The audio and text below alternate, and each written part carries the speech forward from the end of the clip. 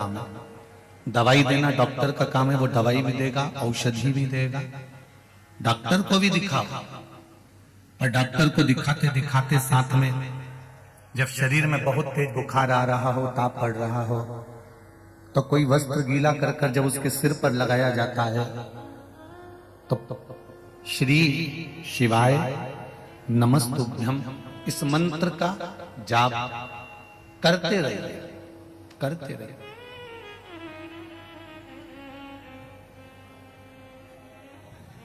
औषधि का कार्य करेगा।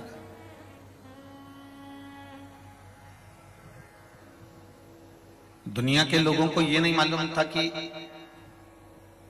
जिस बेलपत्री को हम भगवान शंकर पर समर्पित कर रहे हैं, यह बेलपत्री भी एक औषधि है।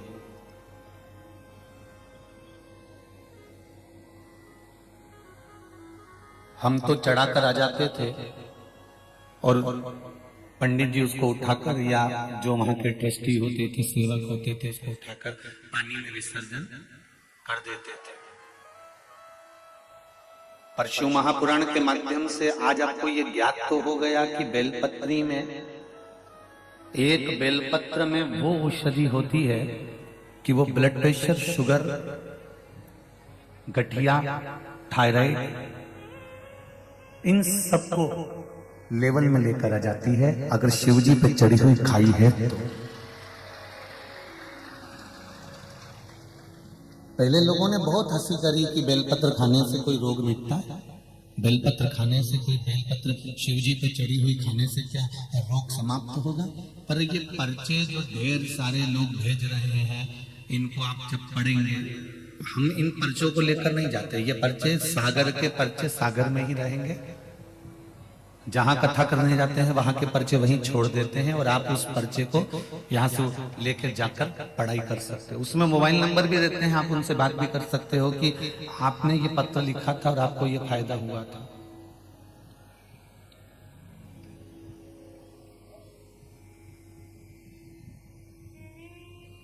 सीवर वाले महाराज के जहां जहां कथा करने जाते हैं वहां कोई रिश्तेदार नहीं होते कि हम यहाँ से कह दें कि आप खड़े हो जाओ और आप बोल दीजिए। और हमको तो वो तुम्हारा भाग्य लिखना भी नहीं आता कि पर्चे पर हम लिख के बोल दें कि आप वहां से आए हो या यहाँ से आए हो, हमको मालूम भी नहीं, हम तो आपके जैसे हैं।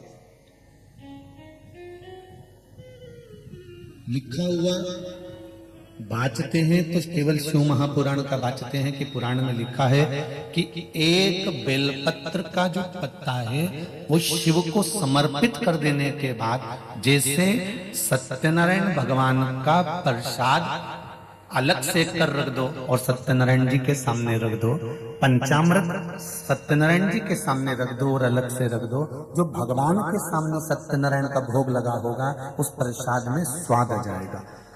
घर में कद्दू की सब्जी, घर में काशी फल की सब्जी, कद्दू की सब्जी, घर में आलू की सब्जी, घर में मिक्स वेज की सब्जी मिलाकर राम भाजी घर में बनाकर कितनी भी खाकर देख लेना, स्वाद नहीं आएगा। पर माता रानी का भंडारा चल रहा होगा, राम जी का भंडारा चल रहा होगा, उस भंडारे के भोजन में स्वाद आएगा। कभी भंडारे की पूड़ी और सब्जी खाकर देख लें, खाइए। कभी भंडारे की पूड़ी और सब्जी खाकर देख लें। पूड़ी भी उंगली के बराबर तो मोटी, और तुम्हारे घर में बनती है एकदम पतली।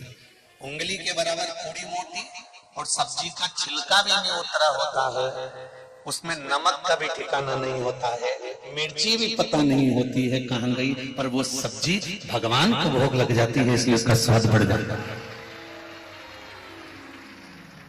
उस सब्जी और पूड़ी का स्वाद बढ़ जाता है।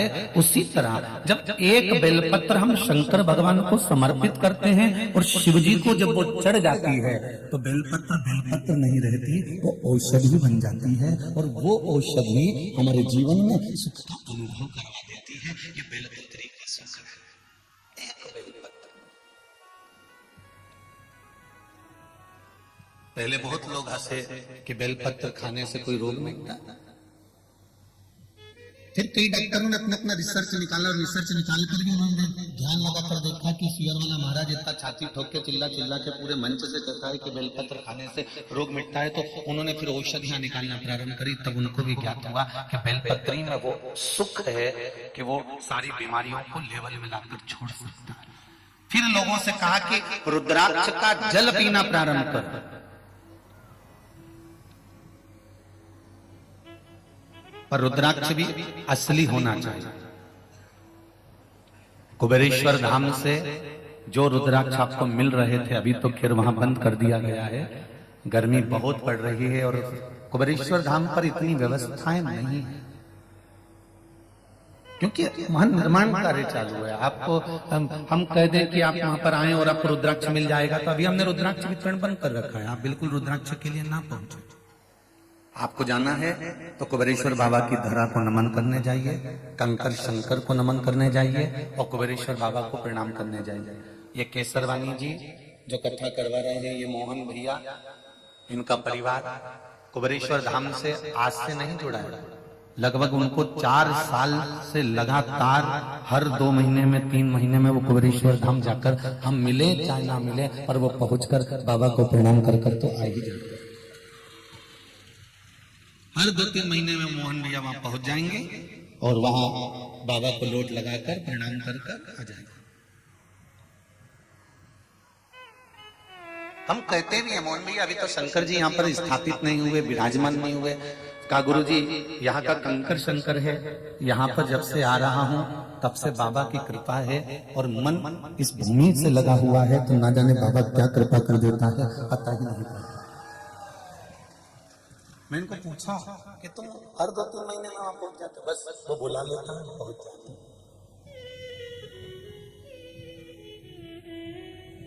व्यासपीठ से कहा गया कि रुद्राक्ष असली होना चाहिए। जो रुद्राक्ष आपको कुबेरेश्वर धाम से दिए जाते हैं वो रुद्राक्ष कोई साधारण नहीं है भाई। उस रुद्राक्ष को आप कभी योग लगेगा तो वहां आएंगे तो रुद्राक्ष के फल रहते हैं, उसका गलाकर उसका छिलका निकालना, धोना, फिर आप तक पहुंचाना, अभिषेक कर कर। रुद्राक्ष उत्सव जो हुआ था उसमें जो शिवलिंग बनता है उसके अंदर पूरे रुद्राक्षों को रोज प्रतिदिन भरना, निकालना, बोरियों में रखना, फिर प्रतिदिन लाखों रुद्राक्षों का अभिषेक कर कर उसको सिद्ध कर कर तैयार करना।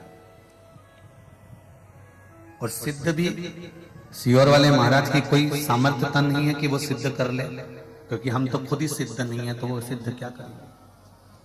इतना जरूर है कि विद्वान ब्राह्मण, कर्मकांडी ब्राह्मण जब अपने मंत्रों का उच्चारण करते हैं और रुद्राष्टाध्यायी से जब अभिषेक करते हैं और जितने लोग श्री शिवाय नमस्तुभ्यम का जाप कर कर उस शिवलिंग पर जब जल चढ़ाते हैं तो वो रुद्राक्ष सब अपने आप सिद्ध हो जाते हैं और बाबा की कृपा हो जाती है।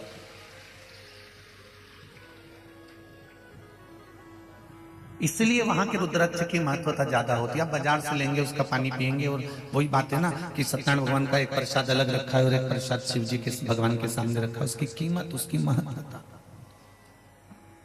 आपको बीच बीच में कहा कि रुद्राक्ष का जल पीना चाहिए। अगर कैंसर जैसी रोग बीमारी है, ब्लड प्रेशर जैसी बीमारी है, या आपका डायलिसिस चल रहा है, या आपका लीवर किडनी गड़बड़ हो गया है, तो जो रुद्राक्ष आपको कुबेरेश्वर धाम से मिला हो, अभी तो फिर बंद है पर मिला हो और हो तो उसका जल ताम्र पात्र में उस रुद्राक्ष को डालकर पानी सुबह सुबह उसका 2 चम्मच 3 चम्मच दिन भर में 2-2 चम्मच पीना प्रारंभ करिए।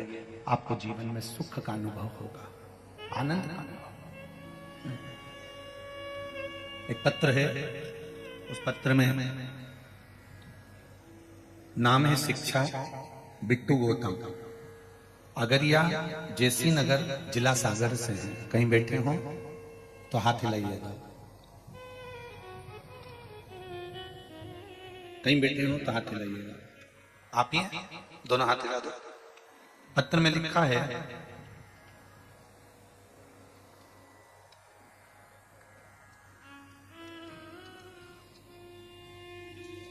मैं सागर के सरकारी कॉलेज में DL.Ed के एडमिशन के लिए अप्लाई किया था, पर लिस्ट में नाम नहीं आया।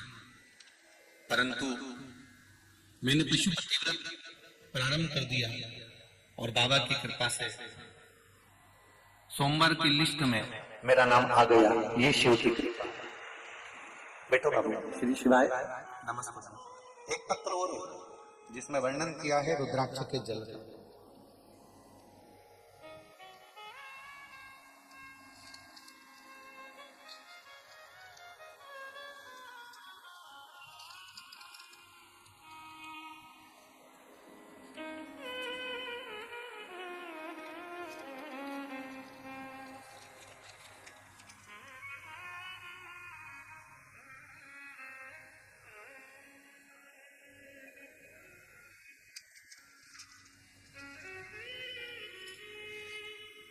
मेरा नाम सुलेखा ठाकुर एवं मेरे पति का नाम भगवान सिंह ठाकुर है।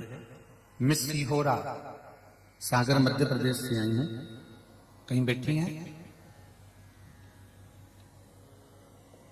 कहीं बैठी हो तो हाथ जरूर हिलाइएगा।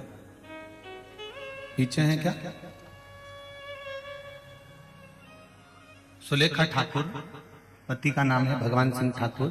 मैं सीहोरा सागर मध्य प्रदेश से आई हूं।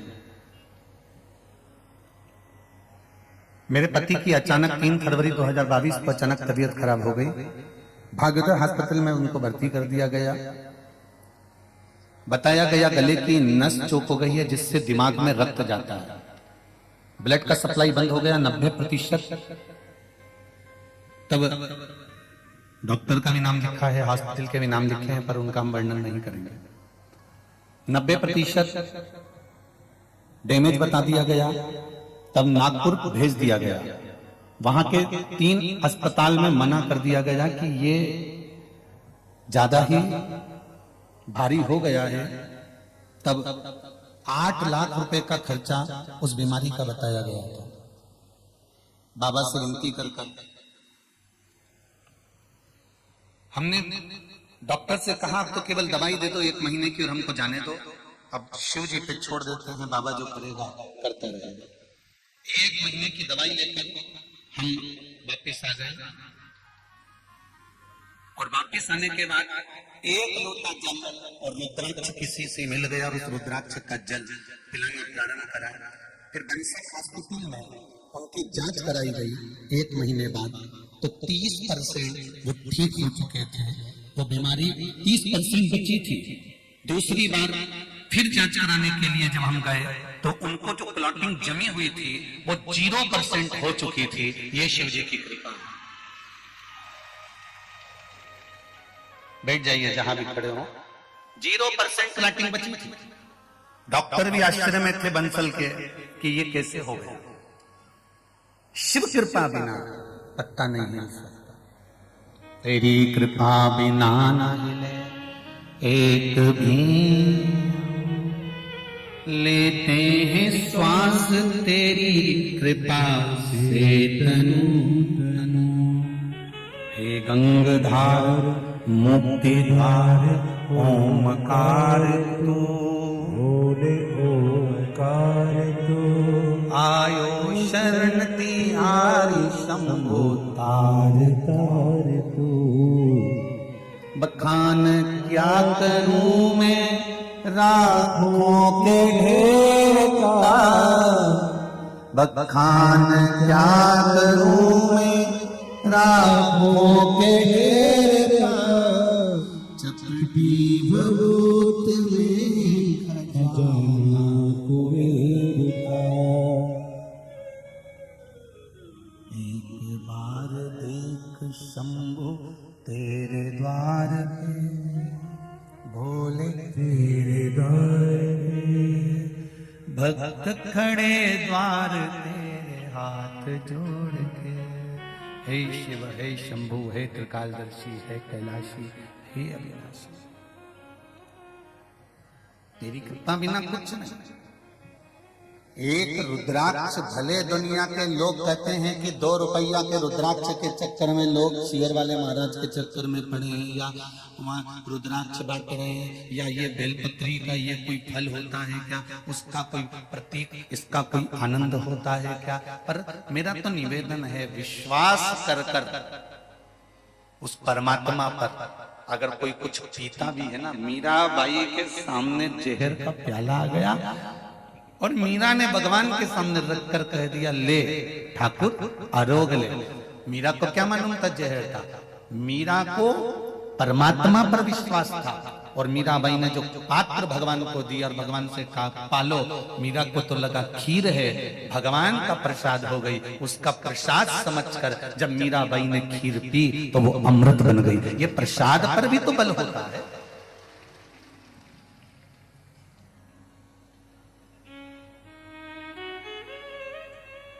एक बेलपत्र में, एक रुद्राक्ष में वो बल है, त्रिपुंड में वो बल है, भस्म में वो बल है, जिस बल के बल पर हम परमात्मा को प्राप्त कर सकते हैं।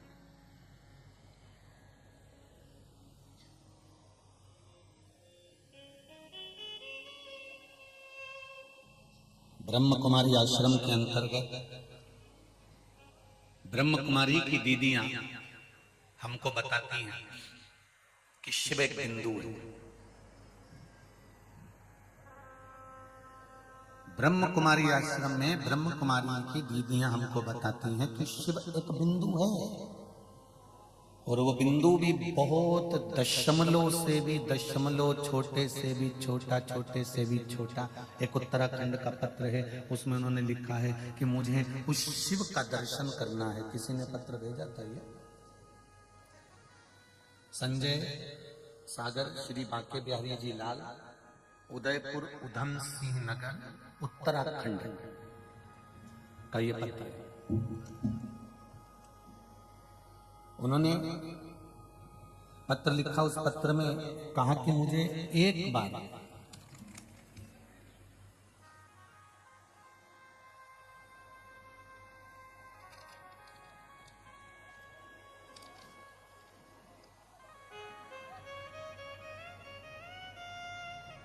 शिव एक बिंदु से भी बिंदु है, दशमलव से भी दशमलव, उस शंकर का मुझे दर्शन कैसे होगा? भाई बहुत सारे अगर बिंदुओं का दर्शन करना हो ना तो उसके लिए भी एक रेजर आता है, उस रेजर को घुमाया जाता है तो सूर्य की किरणों से, और सरल भाषा में समझ लो, तुम्हारे यहाँ कांच है, दर्पण है, धूप में खड़े होकर छांव की और दर्पण को करोगे तो धूप की जो रोशनी है उसमें बहुत बारीक बारीक बारीक बारीक बच्चे लोग देखते हैं, उसमें कण आते हैं, हवा। मेरा शिव, मेरा शंकर भी वो दशमलव से भी दशमलव बहुत छोटा सा बिंदु है।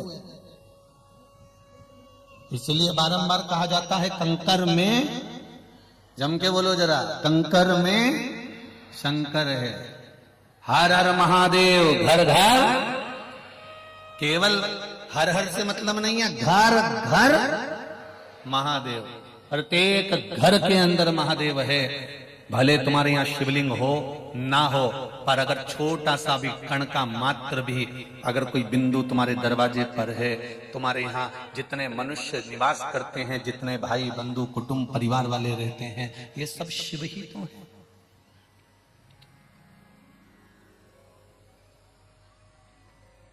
उस सूक्ष्म से सूक्ष्म बिंदु को भी शिव कहा है।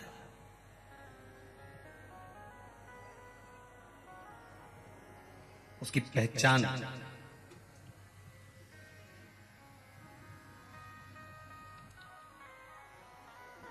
उसको जानना, पहचानना, स्मरण करना, उसका सुख है। एक बेलपत्री, मेरे को उम्मीद है सागर के जितने शिव मंदिर होंगे उस शिव मंदिर में आप लोग बेलपत्र चढ़ाने जाते होगे तो उठाकर जरूर लाते होगे। बोलो री जी, सही है। अब शिव मंदिर में निर्माल्य भी नहीं बचता कि पंडित जी को बाद में उठाकर ठंडा करने जाना पड़े या वहां के भक्तों को ठंडा करने जाना पड़े। पहले शिव मंदिरों में इतना जल पड़ा होता था, पर अब लोग शंकर के मंदिर में अगर पूजन करने जाते हैं तो सबसे पहले झाड़ू पोछा लगाते हैं, उसके बाद भगवान की आराधना करते हैं, उसके बाद भगवान की आराधना करते हैं।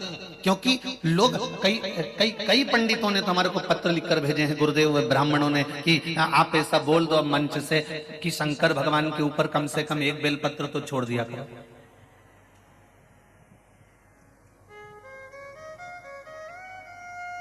अमृत है उसका नाम, अमृत है उसकी औषधि।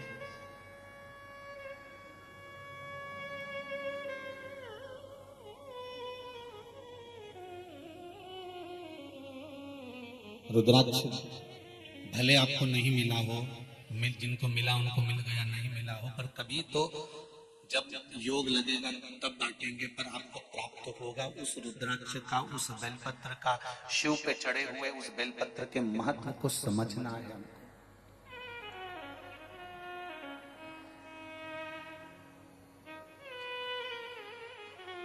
हमें शंकर की उस अनुभूति को समझना है, शिव के उस आशीर्वाद को।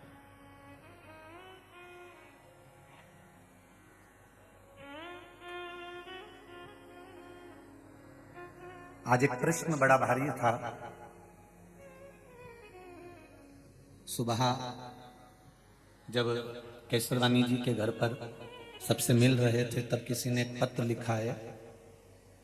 उस पत्र में एक प्रश्न था। जिसने भी प्रश्न करा है, अगर वो पंडाल में हो तो अवश्य स्मरण करिएगा, और नहीं आए हो तो टीवी पर स्मरण करिएगा। उस प्रश्न को तो हम यहां लेकर नहीं आए, वहां के सारे पर्चे वही रह गए। उसमें एक प्रश्न था,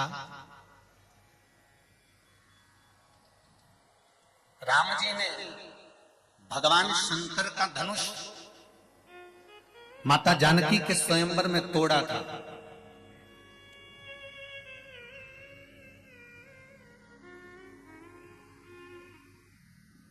तो शंकर भगवान को क्रोध क्यों नहीं आया? जय हो मेरे सागर वालों, बहुत सुंदर प्रश्न करा। प्रश्न अच्छा है, उसमें कोई गलत नहीं है, और ये जो प्रश्न करा है ये बहुत दमदार है, और ये सागर का ही कोई व्यक्ति कर सकता है जो गागर में भरा होगा। है राम के सागर में जो डूबा होगा वही ये प्रश्न किया होगा, ऐसा नहीं है कि प्रश्न हल्का है।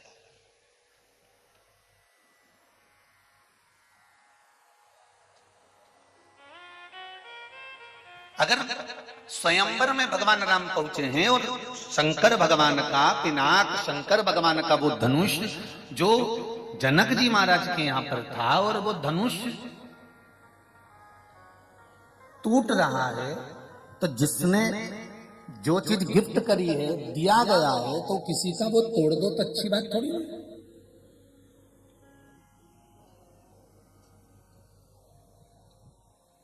मेरी जीजियों और मेरे भाई, एक बात ध्यान रखना, इंगेजमेंट की जो अंगूठी होती है, सगाई की जो अंगूठी होती है ना, सारी अंगूठियां टूट जाए पर वो अंगूठी मत तोड़ना, और सारी उतर जाए पर वो मत उतारना।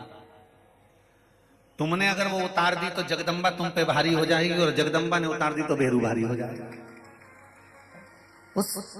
क्योंकि गिफ्ट में दिया गया है, वो एक स्नेहवश दिया गया है, वो एक प्रेमवश दिया है।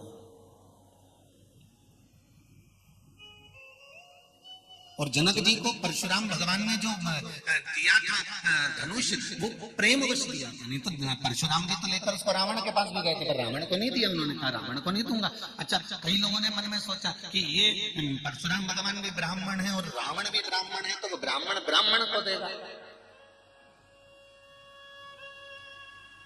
जाति भेद करने वाले जो होते हैं ना, जिन्होंने सनातन धर्म को जिसको तोड़ना है, सनातन धर्म के जिसको टुकड़े करना है, वो जाति का भेद करना सिखा देता है कि ये ब्राह्मण है, ये क्षत्रिय है, ये वैश्य है, ये शूद्र है, तो ब्राह्मण ब्राह्मण के लिए करेगा, क्षत्रिय क्षत्रिय के लिए करेगा, वैश्य वैश्य के लिए करेगा, शूद्र शूद्र के लिए करेगा। और हमारी शिव महापुराण की कथा कहती है, हमारे वेद और हमारे शास्त्र कहते हैं, हमारे शास्त्र वर्णन करते हैं। पहले दिन कथा में कहा था, ब्राह्मण, क्षत्रिय, वैश्य और शूद्र, ये चार चौकी के चार पाए हैं, जिन पाए के ऊपर हमारे वेद और पुराण रखे हुए हैं। ये चार वर्ण नहीं, ये भगवान के चार पुष्प हैं जो भगवान अपने पास में रखते हैं।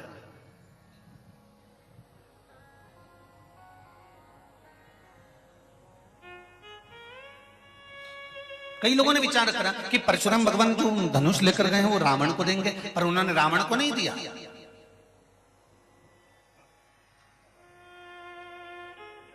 उन्होंने वो धनुष ले जाकर दिया है जनक जी, और जनक जी को वो धनुष ले जाकर दिया और कहा, ये धनुष आप रखिए। तो जनक जी ने पूछा इसका मैं क्या करूं, आप बताओ। कुछ नहीं, आपके पास में रखो, ये धरोहर में रखो, इसको संभाल के रखो, ये आपके लिए है। जब जरूरत पड़े आपको तब इस धनुष का प्रयोग करना। राजा जनक ने एक शब्द परशुराम भगवान से कहा था कि मुझे धनुष की जरूरत ही नहीं पड़ती है। पूरे विश्व में, पूरे संसार में केवल जनक जी का राज्य एक ऐसा था, जनकपुरी, जहां पर चोर भी पकड़ाता था तो उसको सजा नहीं दी जाती थी।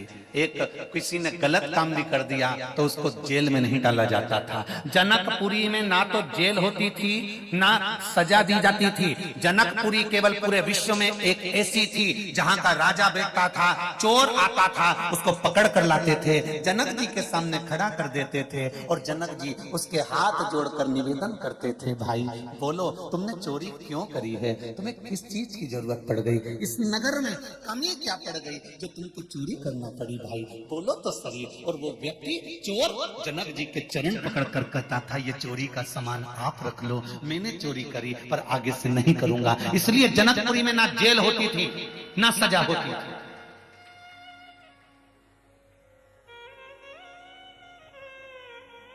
जिन सुखदेव जी महाराज ने राजा परीक्षित को श्रीमद् भागवत कथा सुनाई है,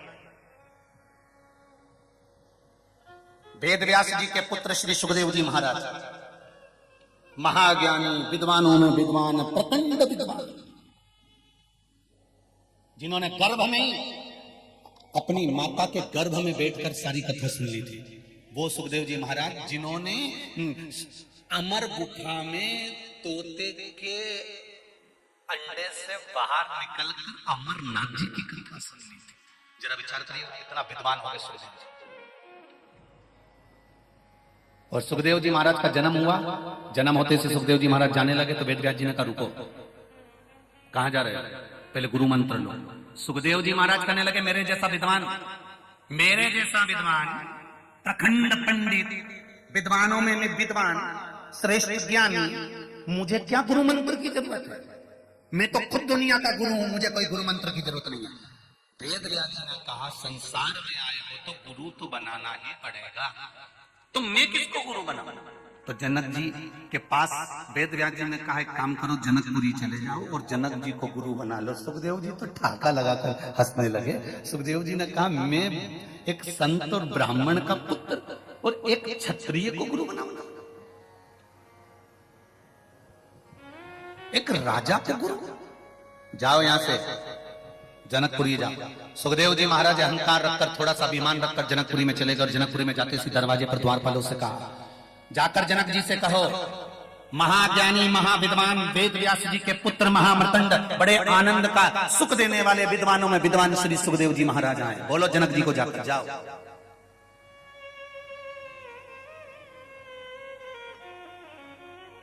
तुम्हारी 1000 दुकान हो, तुम्हारे घर में सोना और चांदी अंबारियों में भरा पड़ा है, तुम्हारे घर में ढेर सारा पकवान हो, तुम्हारे पास में बहुत कुछ सुख के साधन हो, फिर भी किसी सदगुरु के पास जाकर मत कहना कि मेरे पास में इतना है और मुझसे पहले मिलो, मैं ये पद पर हूं, मैं इस पद पर हूं, मेरी प्रतिष्ठा ये है, मेरी शान ये है, मेरी सत्ता ये है, मेरा वैभव ये है। अगर सतगुरु के सामने जाना है, किसी गुरु के पास में जा रहे हो और कुछ लेने के लिए जा रहे हो, अपनी प्रतिष्ठा मत दिखाना, अपना पद मत दिखाना, जाते से गुरु के चरण पकड़ कर कहना, मैं तो आपके चरणों का दास हूं, मेरी कोई प्रतिष्ठा नहीं, कोई पद नहीं, मैं केवल आपके चरणार के बिंद के बस बल पर जी रहा हूं, आप मेरे पर कृपा कर दीजिए। अपना पद मत दिखाओ, अपनी प्रतिष्ठा मत दिखाओ, अपना यश मत दिखाओ कि मैं इस पद पर हूं, मेरी ये कुर्सी है, मेरा ये वैभव है, ये मेरी प्रतिष्ठा है, ये मेरी सत्ता है, मैं इस सत्ता के बल पर हूं, मैं यहाँ का नगर सेठ हूं, मैं यहाँ का राजा हूं, मैं यहाँ का वैभववान व्यक्ति हूं, ये हमें नहीं दिखाना।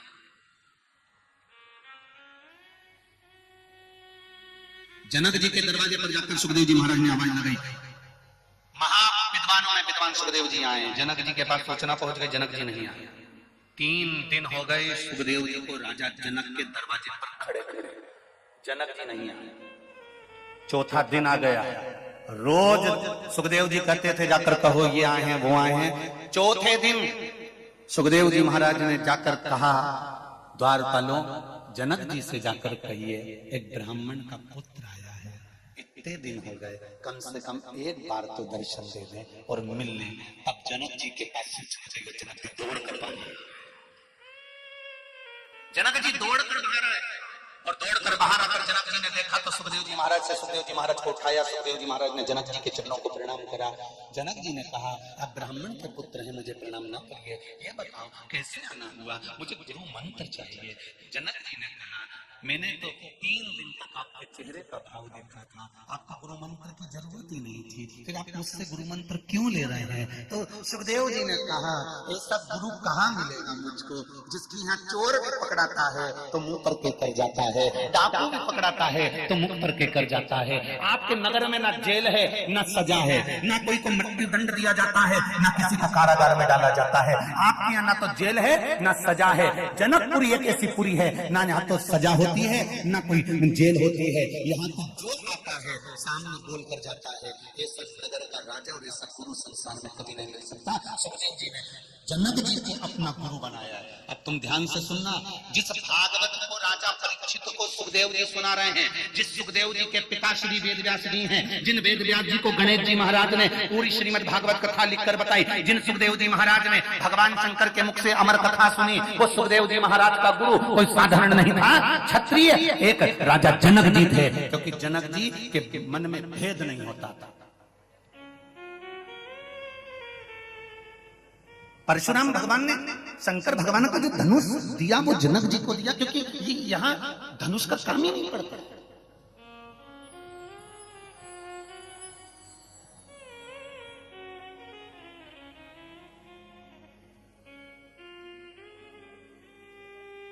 एक लाइन ब्रज के लोग हमेशा बोला करते थे, जब काम ना चलता था तीर और कमानों से, विजय नटवर की होती थी मुरली की तानों से। समझिए जरा इस शब्द को समझिए। तुम्हारे पास में बंदूक रखी हो, तुम्हारे पास में तलवार रखी हो, तुम्हारे पास में ढेर सारा मारने और ठोकने का सामान रखा हो, पर आपके चेहरे की, आपके शरीर की इतनी नम्रता होना चाहिए, इस वाणी में इतना जादू होना चाहिए, इतना प्रेम होना चाहिए कि तलवार और बंदूक उठाने की जरूरत ही ना पड़े और आदमी वही की वही खड़े हो। क्या करना है?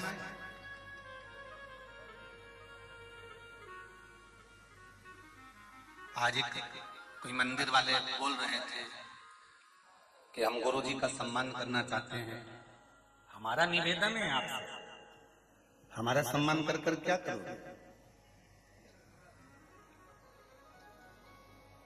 सम्मान करना है तो जो अपना घर छोड़ छोड़कर 3-3 घंटे 4-4 घंटे कथा के पंडाल में बैठे हैं, सम्मान इनका होना चाहिए। अपना घर छोड़कर धूप में चलकर, मुंह पर कपड़ा लपेटकर, तपतपाती हुई धूप में 2 व्हीलर गाड़ी से चलकर 10 रुपए खर्च कर ऑटो वाले को देकर वो जो धक्के खाकर यहाँ पहुंचता है, सम्मान तो इनका होना चाहिए। सम्मान गुरु का नहीं, कथावाचक का नहीं, सम्मान तो श्रोता का होना चाहिए।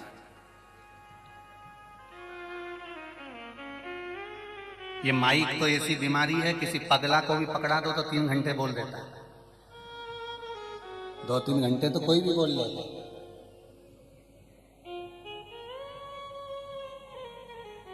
कोई वक्ता व्यासपीठ पर जो व्यास जी महाराज बनकर बैठते हैं, कथा करते हैं, चाहे भागवत करते हो, चाहे रामायण करते हो, चाहे शिव पुराण करते हो, चाहे विष्णु पुराण करते हो, चाहे नर्मदा पुराण करते हो, चाहे लिंग पुराण करते हो, चाहे नारद पुराण करते हो, चाहे ब्रह्मवेत्ता पुराण करते हो, कोई ब्राह्मण जब कथा में बैठकर, व्यासपीठ पर बैठकर कथा करता है, उसमें ब्राह्मण का कुछ नहीं होता, उसमें वक्ता का कुछ नहीं होता। जो श्रोता कथा सुनने आते हैं ना, इनके भीतर जो भक्ति कथा के प्रति उमड़ती है, वो भक्ति वक्ता के पास जाती है, तब वक्ता इस व्यासपीठ से कुछ बोल पाता है। वक्ता का कुछ नहीं है।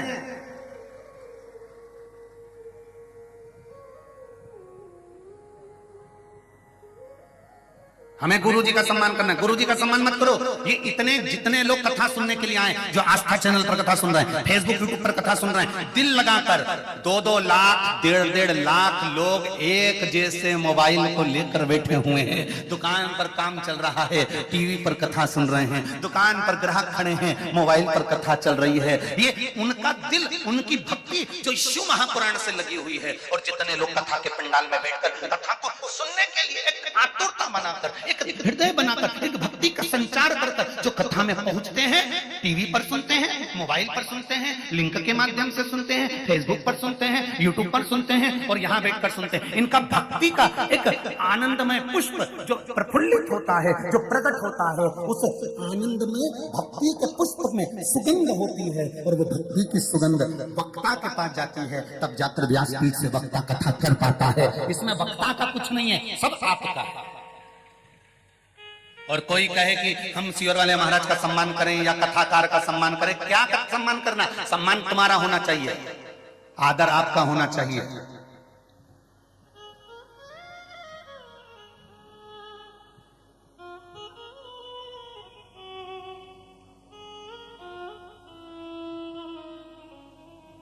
सम्मान तुम्हारा, आदर तुम्हारा। महाराज प्रश्न है, राजा जनक का धनुष शंकर जी का तोड़ा तो शिव को क्रोध क्यों नहीं आया? उसका उत्तर सुन लेना भाई, जिसने प्रश्न किया है। केसरवानी जी की यहाँ सुबह जो पत्र दिया है, उसका प्रश्न का उत्तर सुन लेना। जब बाबा विश्वामित्र भगवान राम को लेकर धनुष यज्ञ में जा रहे थे, लक्ष्मण और राम जी को लेकर जब चल रहे थे, तब विश्वामित्र बाबा ने राम जी को रोक लिया अपने आश्रम में। रुको, कल धनुष यज्ञ में चलना। जी गुरु,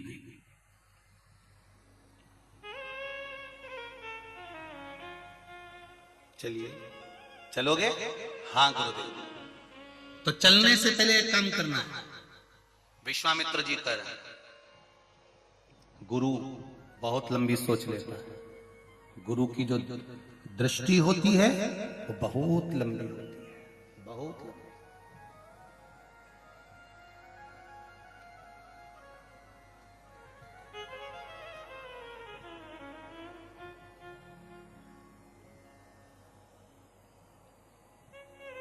रामचरितमानस में एक पक्षी का नाम आता है, जटायु। संपाति बोलो, आता है? नहीं आता? क्या कहता है वो? पक्षी कह रहा है, जटायु कह रहा है, गिद्ध कह रहा है, मैं अपनी दृष्टि से देख रहा हूं बहुत दूर माता सीता एक वृक्ष के नीचे बैठी हुई हैं। ये एक गिद्ध कह रहा है, मेरी दृष्टि बहुत दूर तक का देख रही है। सीता जी एक वृक्ष के नीचे बैठी हुई हैं, मैं अपनी दृष्टि से देख रहा हूं। शिव महापुराण की कथा कहती है, एक गिद्ध की दृष्टि बहुत दूर का देख लेती है और एक सिद्ध की दृष्टि बहुत ऊंचा देख लेती है। ये दो दृष्टियां बड़ी प्रबल हैं। गिद्ध की दृष्टि भी बहुत लंबा देखती है और सिद्ध जो भगवान का भजन करने वाला होता है, शिव मंदिर में जाने वाला होता है, एक लोटा पानी चढ़ाने वाला, बेलपत्र चढ़ाने वाला, शंकर का अनुमोदन करने वाला, पशुपति व्रत करने वाला, संकट सोमवार करने वाला, सोमवार का व्रत करने वाला, प्रदोष का व्रत करने वाला, एकादशी का व्रत करने वाला, भगवान का भजन करने वाला, स्मरण करने वाला, भगवान की भक्ति में डूबने वाला साधारण नहीं रहता, वो सिद्ध हो जाता है और उसकी दृष्टि बहुत लंबा देख लेती है कि वहां ये होने वाला, ये सिद्धता है। गिद्ध भी दूर का देख रहा है तो सिद्ध भी दूर का देख रहा है। और वह सिद्ध कोई दूसरा नहीं, वो गुरु होता है, बहुत लंबा देखता है, बहुत लंबा। विश्वामित्र जी ने कह दिया, राम धनुष यज्ञ में तो चल रहे हो, पर मेरा मन का एक मनोरथ है। क्या? पार्थिव शिवलिंग का निर्माण करना है, पूजन करना है, अभिषेक करना है। ओ राम जी ने कहा आज्ञा करिए गुरुदेव, करना क्या पड़ेगा, जाओ थोड़ी सी गंगा के तट की मिट्टी लेकर आओ। राम जी गए, मिट्टी लेकर आए, मिट्टी लेकर आए और लाकर मिट्टी को रखा। गुरु जी ने कहा पार्थिव शिवलिंग बनाओ, और गुरु जी के सामने राम जी और लक्ष्मण जी ने मिलकर पूरी पूजन का साहित्य इकट्ठा करा। लक्ष्मण जी बेलपत्र लेने जा रहे हैं, दुर्वा लेने जा रहे हैं, तुलसी लेने जा रहे हैं, मंजरी लेने जा रहे हैं। लक्ष्मण जी सामग्री पर सामग्री लेने जा रहे हैं, अबीर गुलाल लेने जा रहे हैं। लक्ष्मण जी सारा चंदन आदि सामग्री लेकर आ गए और राम जी ने पार्थिव शिवलिंग का निर्माण करा।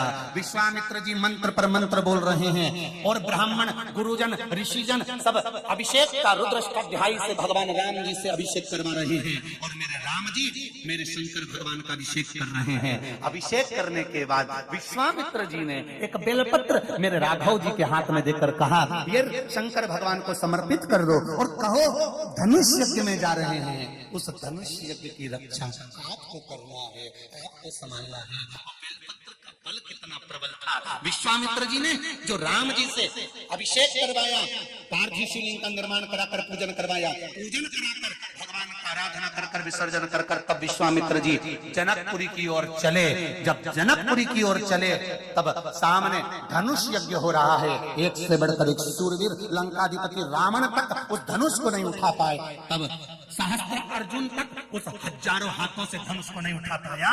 तब मेरे गुरु जी ने आदेश दिया अब तुम जाओ, और राम जी ने वो धनुष उठाया, टूट गया। तो शंकर क्रोध क्यों नहीं करे? क्योंकि शंकर का आशीर्वाद लेकर चले थे, तो शंकर की ही कृपा हो गई कि अब धनुष में नहीं तोड़ सकता। राम जी धनुष को तोड़ नहीं रहे, शिव खुद तोड़।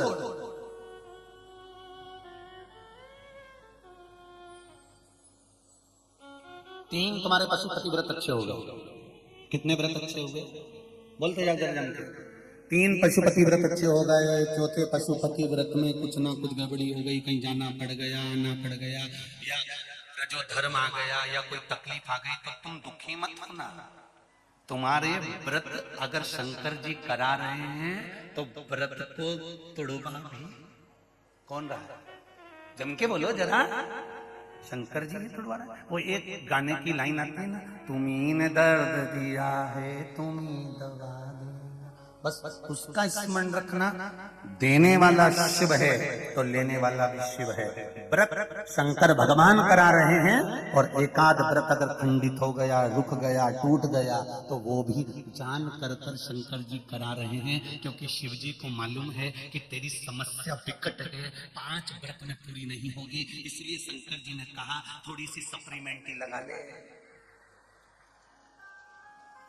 शिव जी ने कहा थोड़ी सी सप्लीमेंट्री लगा ले, एक काम कर कि 3 व्रत हो गए, चौथे व्रत में थोड़ा सा गैप कर तो केवल व्रत करेगी, भोजन करेगी, एक टाइम पूजन नहीं करेगी, तो ये सप्लीमेंट्री ही तो है। एक कॉपी एक्स्ट्रा लगा ले, थोड़ा सा बल बढ़ जाएगा। और वही हुआ। फिर वापिस एक व्रत पूर्ण चले गया, किसी किसी के 2 व्रत चले गए, फिर वापिस व्रत करा। शंकर जी ने कहा इतनी देर में तो तेरी जो दुख की फाइल थी ना, उसको मैंने चेक कर लिया है। फाइल घूम गई थी, इसलिए तेरा रजस वाला धर्म आ गया था। फाइल घूम गई थी, इसलिए तुझे बाहर जाना पड़ गया था। फाइल घूम गई थी, इसलिए तेरे परिवार में कोई समाप्त हो गया था। फाइल घूम गई थी, इसलिए तेरे परिवार में कोई बच्चा हो गया था, तो उसमें सूतक सावड़ सब लग गया था, तू व्रत नहीं कर पाई थी। पिछले 3 और बीच के गैप हो गए, बाकी के 2 बाद में कर। फाइल मुझे मिल गई है, अब मैं निपटा दूंगा, कर व्रत पूरा, मैं तुझे फल दे दूंगा। ये शिव है, ये मेरा शंकर है, ये मेरा ओघड़ी है, ये मेरा दयालु और मेरा दातार है। वो फाइल बहुत अच्छे से देखता है और निपटाना। इनकी फाइल देखने के चक्कर में तो ब्रह्मा जी ने इस्तीफा दे दिया था। ब्रह्मा जी ने भगवान विष्णु से कहते थे हमें ब्रह्मा बनना ही नहीं, हमें तो इस्तीफा चाहिए, हम नहीं कर रहे तुम्हारे यहाँ नौकरी। भगवान विष्णु ने पूछा हुआ क्या? शंकर भगवान का नाम कोई भी लेता है, और शंकर जी वहां पहुंच जाते हैं।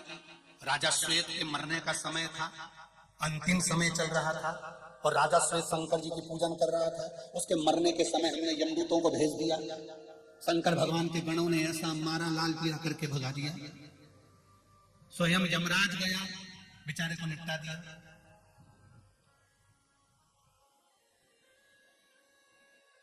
मृत्यु देवी को भेज दिया, उसको मार दिया। अब बताओ, तो फिर ब्रह्मा जी बोले हमारे मतलब ही क्या, हमारी कुर्सी का, हमारे पद का, हमारी कोई सुनता ही नहीं है। इतने में शंकर भगवान पहुंच गए। ब्रह्मा जी भगवान विष्णु के पीछे छुप गए।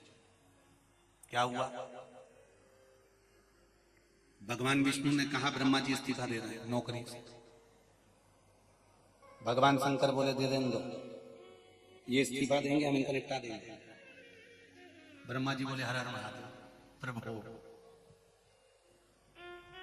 प्रभु क्षमा करो। क्या हुआ बोलिए? आप हमारी चलने क्यों नहीं देते? जब उसके मरने का समय था तो तुमने बचाया क्यों? भगवान शंकर ने भगवान विष्णु के सामने ब्रह्मा जी से कह दिया, सुन लो नारायण और सुन लो ब्रह्मा जी, किसी के घर में आओ और किसी का सामान उठा कर ले जाओ तो पहले घर के मालिक से पूछना चाहिए। बोलो री जी जी सही है कि गलत? अरे बोलते जाओ जी सागर की जी जी सही है। तुम्हारे घर में कोई आ गया और तुम्हारा कूलर उठा के ले गया, तुम ले जान दोगी? तुम्हारे घर में आया कोई, तुम्हारी प्रेस उठा के ले गया, ले जान दोगी? तुम्हारे घर में आकर कोई तुम्हारी टीवी निकाल के ले जान दोगी? तो ब्रह्मा जी ने पूछा, हम किसी के घर में थोड़ी ना घुसे थे। शंकर भगवान ने कहा, ब्रह्मा तुम ब्रह्मलोक में रहते हो, भगवान विष्णु वैकुंठ लोक में रहते हैं। ये पूरी पृथ्वी मेरा घर है। किसी मनुष्य को लेकर जाना है उठाकर तो पहले मेरी आज्ञा लीजिए कि उठा ले जाऊं। पहले आज्ञा मेरी लीजिए कि मैं लेके।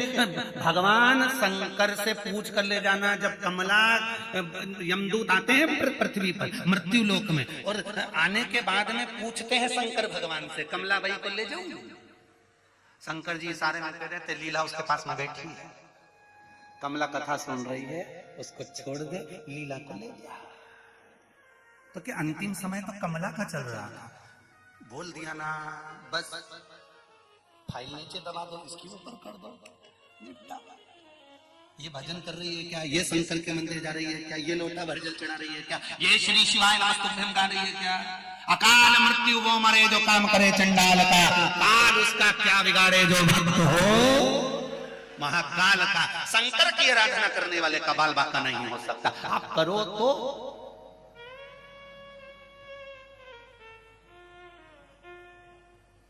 भजन करो।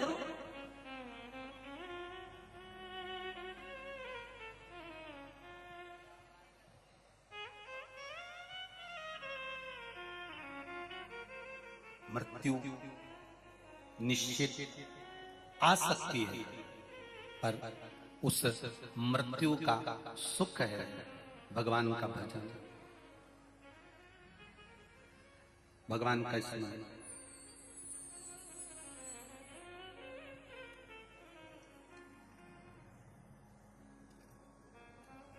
और जब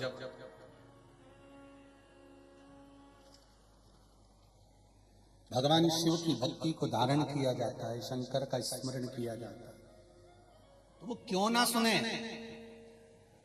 भगवान राम शंकर भगवान की आराधना कर कर गए थे, इसलिए धनुष भी शंकर का था।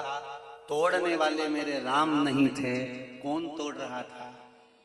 जम के बोलिए जरा। भगवान शिव तोड़ रहे थे। तुम्हारा व्रत तोड़ने की सामर्थ्यता किसी में नहीं। तुमने कोई सामान बुलवाया तुम्हारे पति से, वो सामान लाने में देरी कर दे तो तुम 2 मिनट में महागौरी से कागात्री बन जाती हो।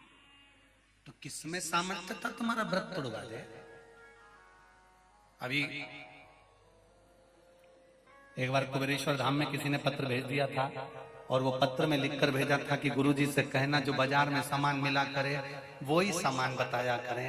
हमारी पत्नी हमको बता के भेज देती, हम ढूंढ ढूंढ के थक जाकर कहती लेके ही आना।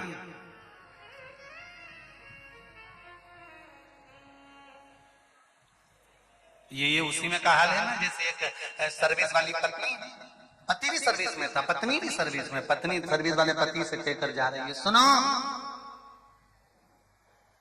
बाथरूम में कपड़े पड़े,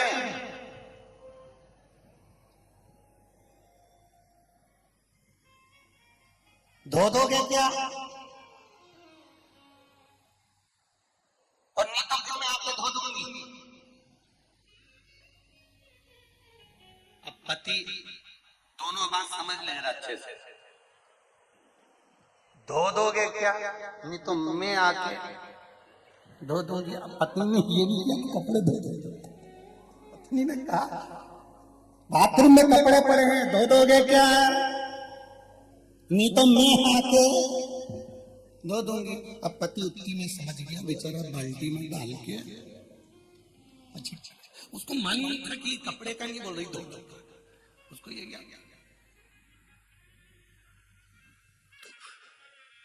कोई दूसरा नहीं तोड़ सकता। शिव के धनुष को शिव ही तोड़ सकता है, इसके सिवाय कोई नहीं तोड़ सकता। ये मेरे राम तो केवल धनुष को हाथ लगाए। और ये पूछा, परशुराम भगवान स्वयं आए, शंकर के अवतार परशुराम जी ने आकर राम जी से पूछा धनुष किसने तोड़ा? तो राम जी ने कहा ये कोई तोड़ने वाला दूसरा नहीं था, आपका दास ही होगा। राम जी जानते हैं ये परशुराम नहीं, शंकर का अवतार है परशुराम, और पहचान गए। तो कहा ये तोड़ने वाला कोई दूसरा नहीं, रामचरितमानस में ये तोड़ने वाला तुम्हारा कोई दास होगा। तो राम जी से पूछा तूने तोड़ कैसे दिया? तब राम जी ने परशुराम भगवान से कहा मैंने तो धनुष उठाया था, हाथ लगाया था, कब टूट गया मालूम ही नहीं पड़ा, पता ही नहीं। किसी किसी की किस्मत में ही ऐसा होता है। बेचारा टीवी चालू कर रहा था, टीवी फूट गई, किस्मत में लिखा। किसी कोई कोई बेचारी की किस्मत में ऐसे ही होता है। नए कप निकाले चाय के रखे और सबको चाय पिला के बाथरूम में रख के आई और एक बार में ट्रे धड़ से किसी किसी की किस्मत में रहता है। कोई कोई बहुत अच्छा करना चाहता है, बहुत बढ़िया करना चाहता है, पर फिर भी उसके बुरा ही हो जाता है। अब करे क्या? राम जी से परशुराम भगवान ने पूछा क्यों धनुष तुमने तोड़ा? हाँ प्रभु तुम्हारा कोई दास होगा। अच्छा तो टूटा कैसे इतना बड़ा धनुष? तो राम जी ने रामचरितमानस में स्पष्ट किया कि मैंने तो धनुष चढ़ाया था। अच्छा फिर टूटा कैसे? पता ही नहीं। राम जी खुद कह रहे मुझे ही नहीं मालूम कि टूट कैसे गया, मैंने तो केवल चढ़ाया था। तब परशुराम जी के समझ में आ गया ये धनुष राम नहीं तोड़े हैं, जिसका था उसी ने तोड़ा, उसी ने तोड़ा। मोबाइल में लॉक लग जाता है ना, तुम्हारा जो लॉक होता है, तो वो लॉक कई मोबाइल में सब थंब लॉक होता है, जब तक वो अंगूठा नहीं दिखाए नहीं तब तक वो खुले ही नहीं। कोई कोई के फिंगर लॉक बोलते हैं उसको, है ना, ये बोलते हैं ना फिंगर लॉक। ऐसा हाथ लगाएगा तब जाकर वो खुलेगा, जो उंगली उसने लगा रखी वैसा उसको लगाएगा तब खुलेगा। उसी तरह ये शंकर जी का धनुष शंकर जी ने थंब लगा कर रखा था, ऐसे कैसे टूट जाएगा? इतने राजा उठे, एक एक राजा उस धनुष को उठाया। मोबाइल खुला, अरे बोलो तो समय, लाख खुला, मोबाइल उठा नहीं, धनुष उठा नहीं, एक से बढ़कर एक राजा। सहस्त्रार्जुन आया, हजारों हाथों से उठाने लगा, पर थम नहीं लगा था तो नहीं उठा। रावण आया, उससे नहीं उठा। एक से बढ़कर एक वीर से वीर राजा आए, उन्होंने उठाया। जनक जी महाराज की तो आंख में आंसू थे, इनकी उम्र देख रहे हो कितनी छोटी उम्र है, इनसे कोई धनुष उठेगा? जब इतने बड़े बड़े विद्वान नहीं उठाए, पर इनको क्या मालूम था? थम तो महादेव का था और उन्होंने बस छुआ, शंकर जी को याद किया, आप ही का दिया हुआ है, आप नहीं संभालोगे तो कौन संभालेगा? बस यही जो राम जी ने किया था अपने विवाह के समय पर, जो राम जी ने किया था सीता जी को ढूंढने के समय पर, जो राम जी ने कहा था राम राज्य स्थापित करने से पहले, वो हमको याद रखना है कि हमें बस इतना महादेव से कहना है कि ये शरीर तुमने दिया है, परिवार तुमने दिया है, अगर तुम ही ना संभालोगे तो कौन संभालेगा? कौन संभालेगा?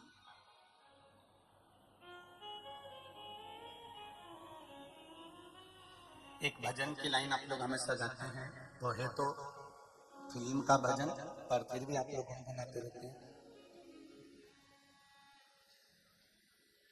तुम न संभालोगे तो वो पालनहारे मेरे को न्यारे, तुम्हारे बिन हमारा कोई नहीं। उससे कह दो कि हमारा जीवन आपके भरोसे, किसी दूसरे के सहारे नहीं, किसी दूसरे के भरोसे नहीं, केवल आपका सहारा है। तो ये जीवन की सिद्धता आपके द्वारा। श्री शिवाय नमस्तुभ्यं, श्री शिवाय नमस्तुभ्यं, श्री शिवाय नमस्तुभ्यं, श्री शिवाय नमस्तुभ्यं श्री शिवाय नमस्तुभ्यं। दिल से बाबा से कहो, ये आपने दिया है, परिवार आपका है, कुटुंब आपका है, सब कुछ आपका है। आप नहीं संभालेंगे तो कौन संभाले? धनुष किसका था? जम के बोलो जरा। शिव जी का। तोड़ा किसने? राम जी तो केवल निमित्त थे, तोड़ा भी कोई दूसरा। शरीर किसने दिया आपका और हमारा? भगवान ने। तो पेट कौन भरेगा? जम के बोलो जरा। भगवान। दुनिया के लोगों से थोड़ा बहुत पैसा मांग कर ले आओगे तो 10 दिन चलेगा, पर देवाधिदेव महादेव से मांग कर ले आओगे तो जिंदगी भर चलेगा।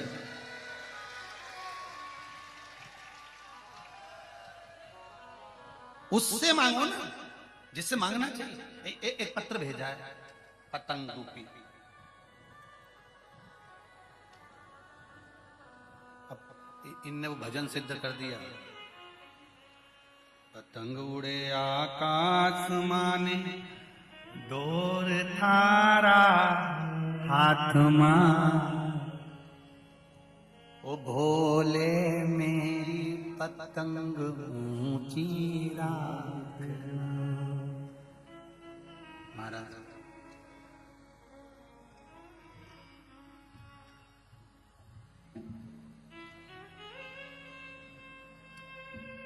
अमित कुमार सोनी, जया सोनी, सक्षम, तारणी सोनी कहीं बैठे हैं? अच्छा उधर ही, दोनों हाथ हिला दो एक बार। हर हर महादेव। पतंग बहुत जोरदार बनाई जी हो, बाबा की कृपा।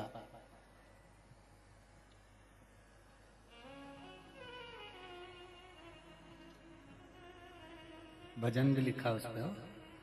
भोले मैं तेरी पतंग, ओ बाबा मैं तेरी पतंग, हवा विच उड़ती जावांगी, बाबा डोर हटो छठी नाम कटी जावांगी। गुरुदेव, लॉकडाउन के बाद हम लोग बहुत परेशान हो गए। इतनी तकलीफ हो गई थी गुरुजी कि 10-20 रुपए के लिए भी मोहताज हो गए थे। पर देवाधिदेव महादेव की कृपा, एक बार कथा श्रवण करी, उसमें शिव जी के मंदिर जाने का वर्णन सुना। तब मैंने अपने पति को कहा कि आप शंकर के मंदिर तो चलो एक बार। जब इतना कहते हैं गुरुजी तो चलकर बोलने में क्या जाता है। दिल से अपन उनसे कहें तो सही। शिव जी के मंदिर लेकर गई, साथ में पूजन का सामान लेकर गई, अभिषेक किया। वो पहली बार शिव मंदिर में जाकर शंकर का अभिषेक किया था। गुरुदेव, बाबा ने उस दिन से हमारे घर की पतंग को थाम लिया और बाबा ने सब खुशियां दे दी। अब कोई कमी नहीं है और हम लोग बड़े प्रसन्न हैं। बैठो बाबू बैठो। श्री शिवाय नमस्तु। बैठे। एक बार बस दिल से जाकर कहना है उसको कि ये परिवार, ये कुटुंब, ये कबीला, ये सब कुछ आपका है। आप दूसरा कोई नहीं। किसका बनाया हुआ है? माता के गर्भ से जब पैदा हुए थे तुमको तो ये भी नहीं मालूम था कि किस कुल में पैदा हुए। माता के गर्भ से जब जन्मे थे तुम्हें ये नहीं मालूम था कि तुम्हारा पूरा शरीर अच्छा होगा। उसको धन्यवाद देते रहा करो उस परमात्मा को कि तूने अच्छा शरीर दिया, हाथ, नेत्र, मुख, श्रवण शक्ति, पांव, घर, परिवार सब अच्छा दिया। और तेरी कृपा है अच्छे कुल में जन्म दिया। तेरी कृपा है अच्छे कुल में जन्म दिया, सागर में जन्म दिया। ये तेरी कृपा है मध्य प्रदेश में जन्म दिया। ये तेरी कृपा है कि हिंदुस्तान में जन्म दिया, भारत की भूमि पर जन्म दिया। जिस भूमि पर आने के लिए देवता तरसते हैं उस भूमि पर तुमने हमारा जन्म कराया। दूसरे देश में मरते हैं तो एक्सपायर कहलाते हैं। भारत में मरते हैं तो स्वर्गवासी कहलाते हैं। एक बेवड़ा भी मरे ना पी के, उसके नाम के आगे भी लिखाएगा स्वर्गवासी, नहीं तो लिख देते एक्सपायर, डेथ हो गई, मर गया। भारत देश को छोड़कर दूसरे देश में मरोगे तो एक्सपायर कहलाओगे, डेथ हो गई कहलाओगे। पर गंदे से गंदा काम करने वाला भी भारत की भूमि पर आकर अगर मरता है, भारत माता की गोद में मरता है, तो डेथ या एक्सपायर नहीं, स्वर्गवासी लिखाता है, क्योंकि यहाँ की भूमि का कंकर शंकर है तो वहां पहुंचा दिया जाता है। साधारण नहीं।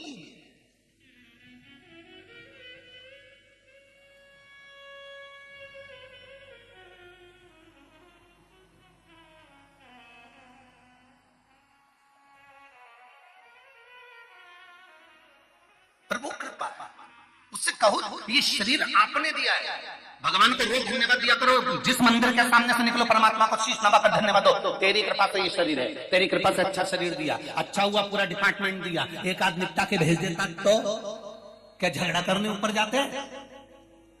या 3 बत्ती पे या 4 बत्ती पे ले जाकर बिठा देता कटोरा पकड़ कर, तो भगवान को धन्यवाद देना, तूने मेरे को कटोरा नहीं पकड़ाया, तूने मुझे इस लायक बनाया है कि मैं भी दोनों हाथों से दान कर सकूं। ये तेरी कृपा है, ये तेरी उदारता है, ये तेरी दया है।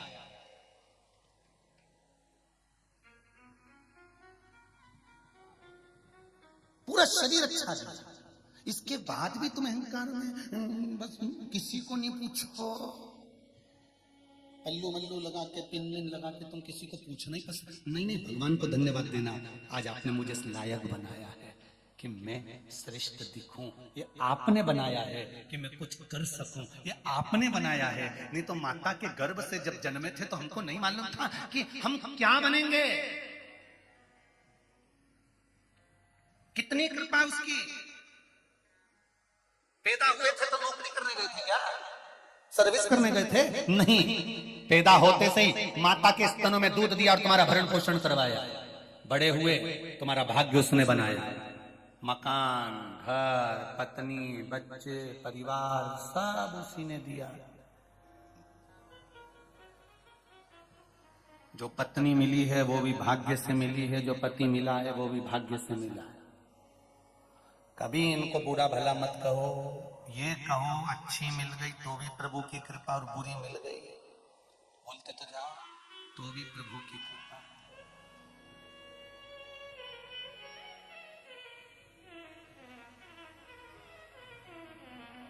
मेरी जीजियों, तुम्हारे लिए कितने बायोडाटा आए थे शादी के लिए, कितने लड़के देखे थे तुम्हारे लिए, पर तुम्हारी किस्मत में यही भेरू लिखा था।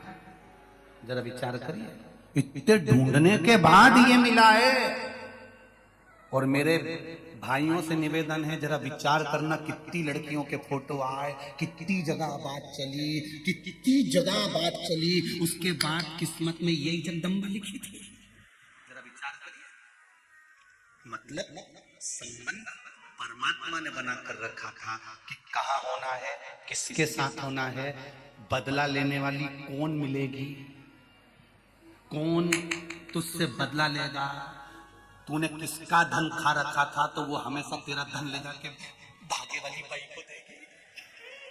ये तो उसको मालूम था परमात्मा को कि ये तेरे धन का भोग इसका तूने खाया था, इसलिए चुकाएगा तू, कोई दूसरा नहीं। इसलिए क्या किसको रोइए, चादर ताड़ के सोइए, आग लगे बस्ती में अपन रहो मस्ती में, काहे अपनी जिंदगी बर्बाद करो सोच सोच के क्या होगा भगवान, क्या होगा भगवान, क्या होगा। भगवान बोले ये सोचना बंद करो, तुम तो बेहतरीन जोरदार मक्का की रोटी ने कड़ी बनाओ ने खूब चूड़ चूड़ के निपटा, तुम तो चकाचक अपनी जिंदगी को मस्त जियो, रो कर नहीं, टेंशन लेकर नहीं, जो होगा देखा जाएगा।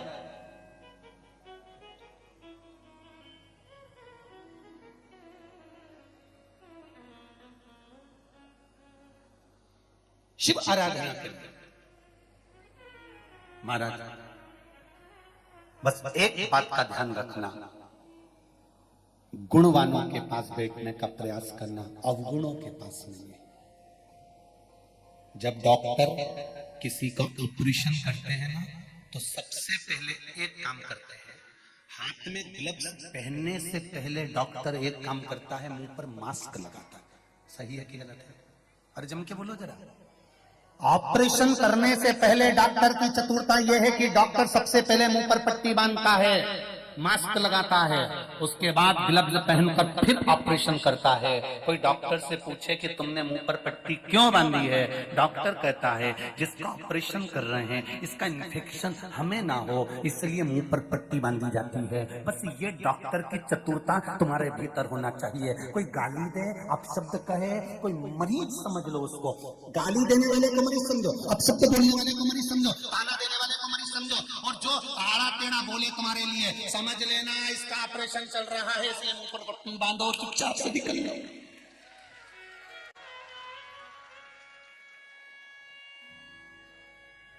जो तुम्हारे लिए अपशब्द बोले, तुम्हारे लिए ताने दे, तुम्हारे को गाली दे, तुमको अपशब्द बोले, तुम्हारी निंदा करे, तुम्हारी बुराई करे, तुम्हारे ऊपर उंगलियों पर उंगली उठाए, तुम पर अपशब्द बोले, दिन भर तुम्हारे को कोसता रहे 24 घंटे। ऐसे कई लोग हैं जो 24 घंटे कोसते होंगे। बताओ, इसके पास तो कोई काम ही नहीं है, दिन भर टोट के बताता रहता, उपाय बताता रहता, दिन भर बेलपत्री में शहद लगवाता रहता, दिन भर रुद्राक्ष, दिन भर बेलपत्री, दिन भर एक लोटा जल। तो जितने कोसने वाले तुम्हारे को भी होंगे, तुम्हारे कोसने वाले, समझ लेना इनका ऑपरेशन चल रहा है, इसलिए मुंह पर पट्टी बांध के चुपचाप अपना आनंद लो, इनका ऑपरेशन होने दो।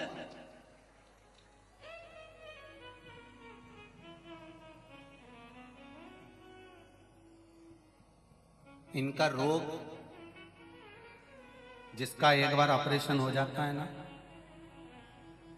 वो इतनी जल्दी ठीक नहीं होता, फिर रोग बढ़ जाता है।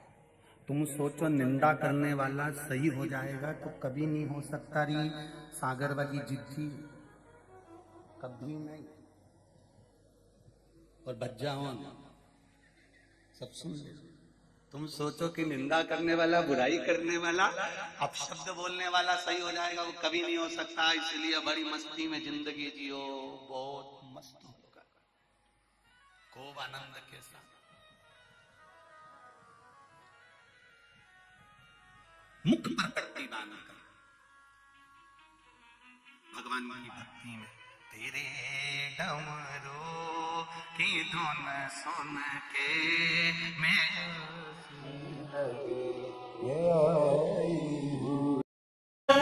भगवान शिव की कथा कहती है,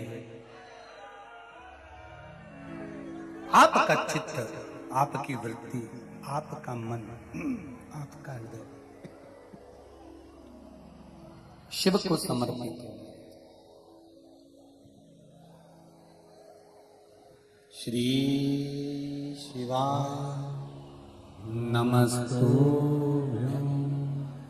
श्री शिवाय नमस्तुभ्यं, श्री शिवाय नमस्तुभ्यं, श्री शिवाय नमस्तुभ्यं, श्री शिवाय नमस्तुभ्यं।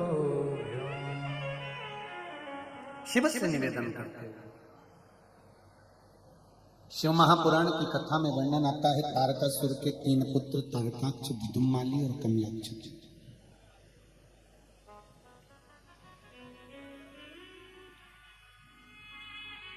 इन तीनों को मारने के लिए भगवान शंकर ने पशुपति नाथ बने थे। बोल पशुपतिनाथ भगवान की।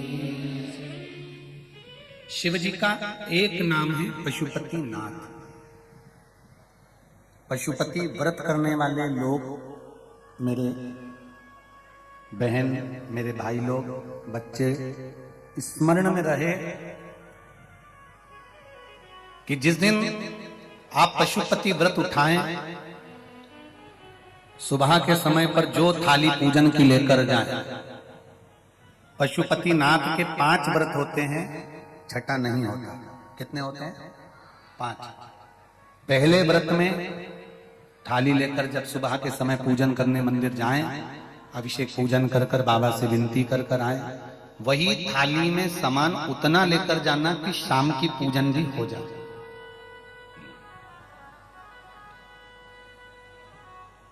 प्रदोष काल की भी पूजन, शाम के समय की पूजन भी हो जाए। थाली वापस ले आए, रख दें उसको ढककर। शाम को जब पूजन करने जाएं तो 6 दिए, मीठे का प्रसाद,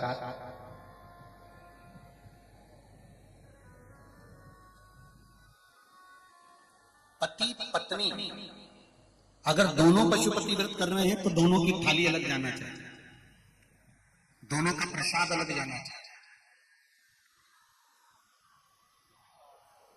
कढ़ाई में से प्रसाद के 2 हिस्से नहीं होना चाहिए।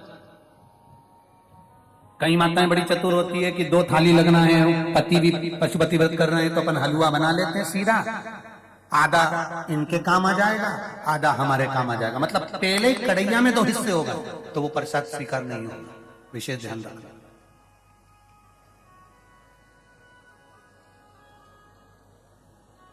फिर पत्नी अपने पूजन के लिए हलवा बना ले, सीरा बना ले, पति अपने प्रसाद के लिए खीर बनवा ले, या कोई दूसरा मीठा कुछ बनाना हो तो वो बना लो।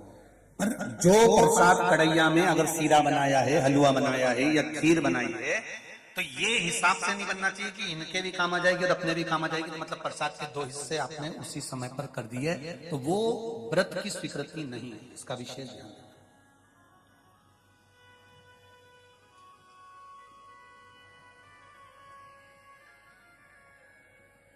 पशुपति व्रत सुबह जो थाली लेकर गए हो, शाम को वही थाली जाती है, 6 दिए जाते हैं, प्रसाद जाता है, पूजन होती है। शाम को प्रसाद के 3 हिस्से हो जाते हैं, 3 हिस्से होकर 5 दिए मंदिर में लगाए जाते हैं। पहला जब व्रत रहे तो बाबा से बेलपत्र चढ़ाते समय विनती करी जाती है प्रदोष काल में शाम के समय कि बाबा मैंने ये पशुपति व्रत उठाया है, इस कार्य के लिए कर रही हूं, आपके बल पर है और आपको ही करना है। बाबा से निवेदन कर कर, विनती कर कर, दिया साथ में लेकर, प्रसाद के 2 हिस्से मंदिर में छोड़कर 1 हिस्सा लेकर घर की ओर चलना है। घर में प्रवेश करते समय राइट हैंड में सीधे हाथ की ओर बैठकर दिया लगाना है। चाहे तुम्हारा मुख दरवाजे की ओर हो, चाहे बाहर की ओर हो, पर प्रयास करा करो जब दरवाजे का दिया लगे राइट हैंड का तो मुख दरवाजे की ओर। सीधे हाथ की ओर दिया लगाओ आराम से बैठकर। दिया लगाते समय बाबा से विनती करो, बाबा मेरा ये कार्य है, आपको सफल करना है। दिया लगाकर अंदर प्रवेश कर जाओ।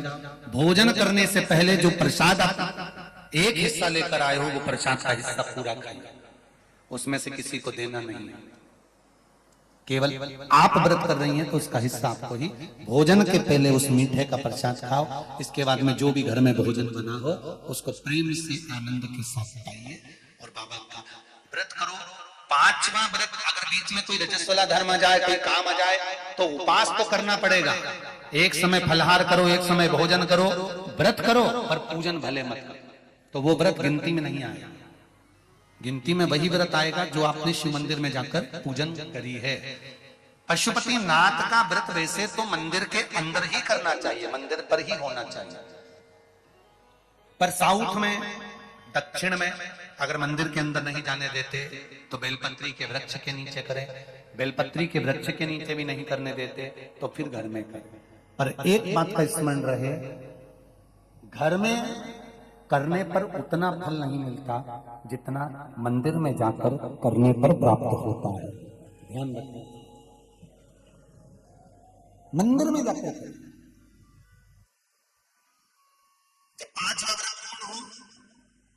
बीच में अगर गेप दिया जाए तो 5वां जो व्रत होगा आपका, उस 5वें व्रत में भगवान को कुछ भी पूजन करने के बाद 108 चीजें, या तो बेलपत्र या पंखड़ी फूल की या चावल का दाना, मूंग का दाना, जो भी आप बाबा को समर्पित कर सकते हो, कुछ बाबा को 108 दाने समर्पित कर दो या बेलपत्र समर्पित कर दो या पुष्प समर्पित कर दो।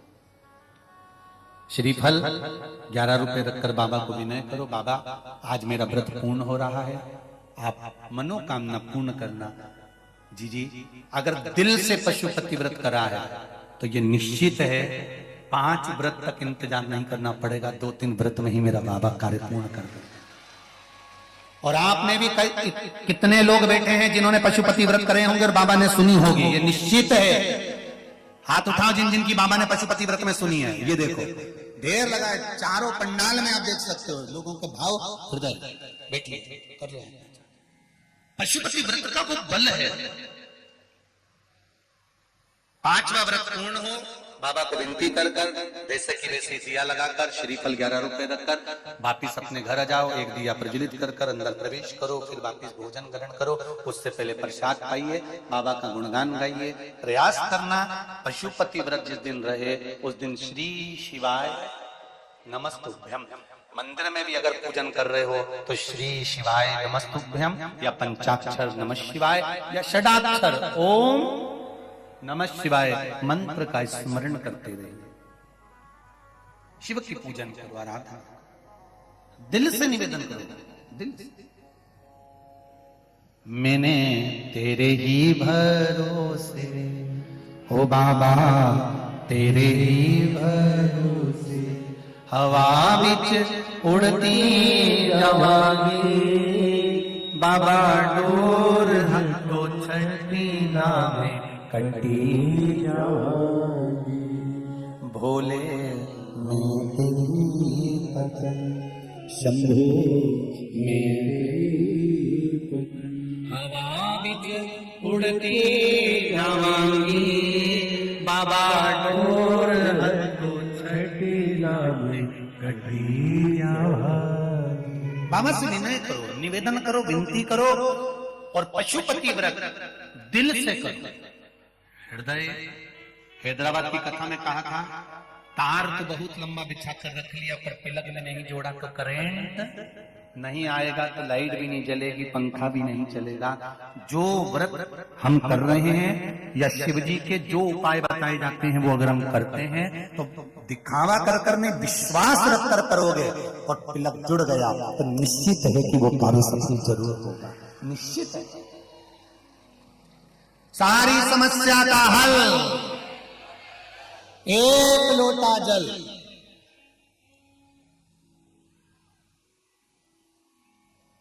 कलयुग नहीं शिव युग है ये। जो मंदिरों में इतना शिव की आराधना कर रहे हो, ये शंकर की आराधना का युग है कि शिव की आराधना करो, शंकर की भक्ति करो।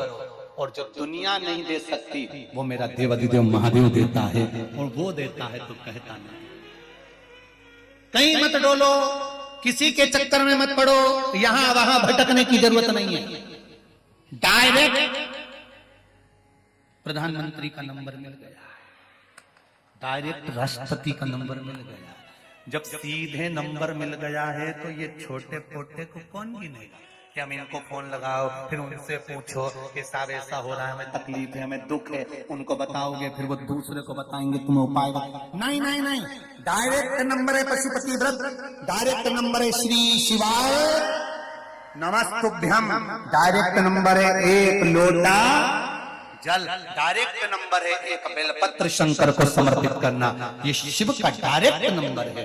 आप जाओ मंदिर में जाकर सेवा करो, चाकरी करो, कुछ नहीं हो तो झाड़ू पोछा लगा दो, वो भी नहीं हो तो मंदिर में बैठकर नंदी के पास शंकर जी को देखकर मुस्कुरा दो, स्माइल भी दोगे, वो भी समर्पित पुष्प की तरह है। उससे निवेदन बोलो उसको।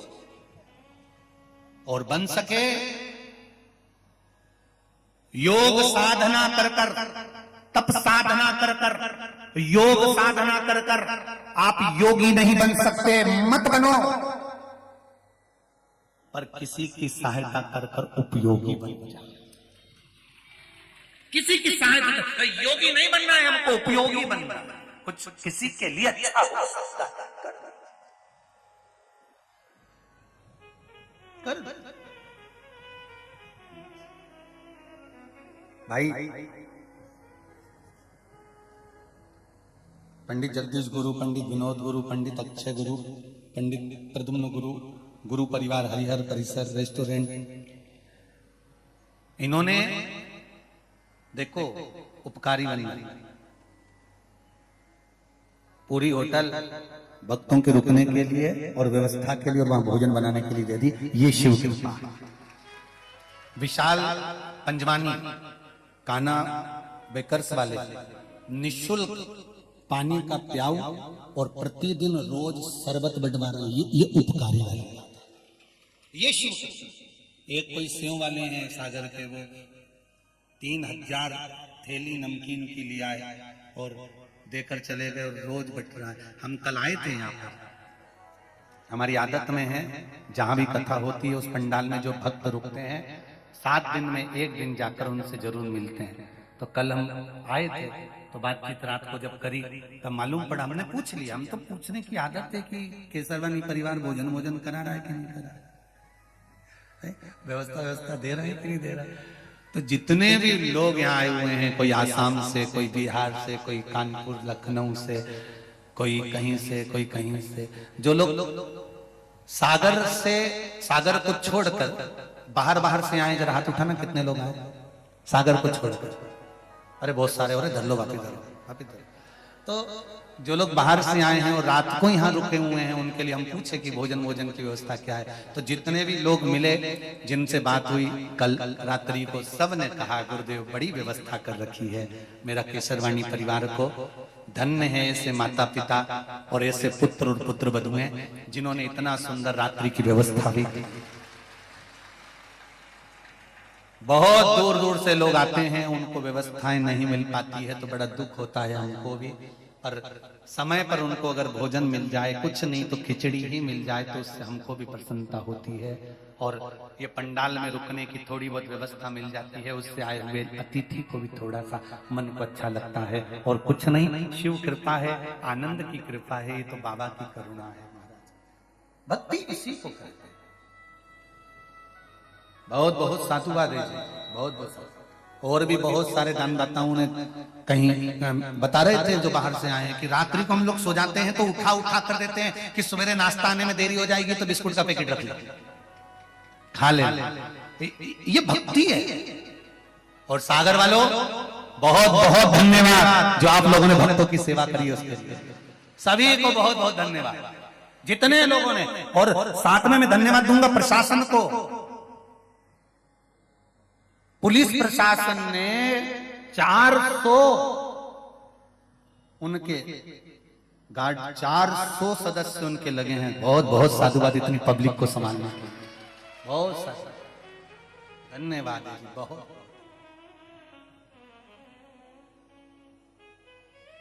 पूरा प्रशासन पूर्ण तरह से व्यवस्थाएं संभालने में लगा हुआ है, बहुत सारा। ये शिव कृपा है, उसके बिना नहीं हो सकता।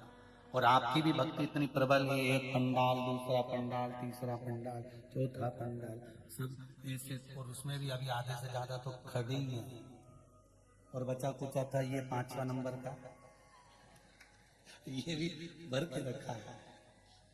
अच्छा है वो तो मंच थोड़ा सा ऊंचा है, नहीं तो तुम दादा खसर के ही बैठ जाते। शिव कृपा है।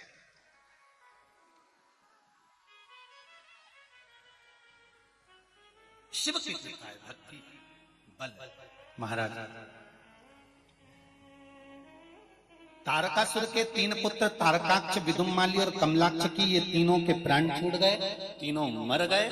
और इनके मृत्यु के पश्चात जो भगवान शंकर का एक स्वरूप उत्पन्न हुआ है वो पशुपतिनाथ का स्वरूप उत्पन्न हुआ है।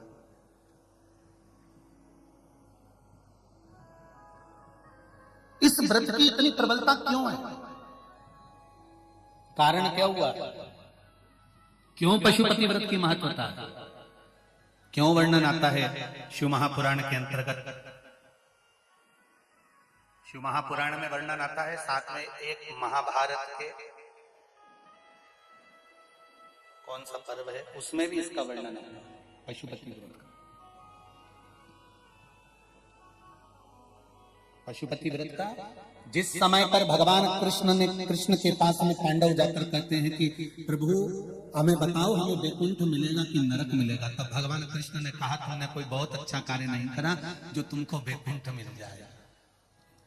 तुम्हारे अपनों का तुमने वध किया, गुरु का तुमने वध करा है, सामने सेना में कई ब्राह्मण भी युद्ध लड़ रहे थे कौरवों की ओर से, उनका तुमने वध करा है। इसलिए पांडव तुम्हें तो नरक का भोग तो भोगना पड़ेगा।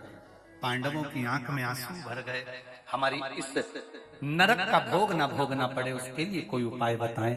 तब भगवान कृष्ण ने कहा कि तुम शंकर की आराधना करो, शिव जी का गुणगान करो, शिव को ढूंढो और उनसे पूछो कि मुझे नरक ना भोगना पड़े उसके लिए क्या करना पड़ेगा। तब भगवान शंकर को ढूंढने के लिए पांडव चले। ये महाभारत का चरित्र है। और ढूंढते ढूंढते चलते चलते सब दूर जाते, जहां ये भगवान शंकर को ढूंढने जाते, शंकर भगवान वहीं से ओझल हो जाते, छुप जाते। ढूंढते ढूंढते ये पहुंच गए नर नारायण पर्वत पर। इन्होंने सोच लिया इतनी ऊपर आ गए हैं, यहां से अब शंकर जी को पाए बिगड़ नहीं जाएंगे। बैठ गए वहीं तब साधना करने के लिए। अपार ठंड, अपार बर्फ गिर रहा है और पांडव बैठे हैं शिव को पाने के। शंकर भगवान इनकी परीक्षा लेने के लिए वहां से शिव जी गायब हो गए, एक बेल का रूप रखकर चले गए। महाभारत कथा में पशुपति व्रत की कथा का वर्णन सुनिए। शिव गए, शंकर भगवान एक नंदी बनकर वहां से ओझल हो गए। कई दिन तक पांडव नर नारायण पर्वत पर बैठकर तप करते रहे।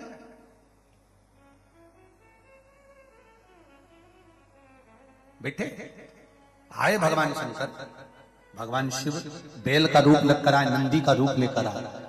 और नंदी का रूप लेकर आकर भगवान शंकर उनके सामने प्रकट हो गए।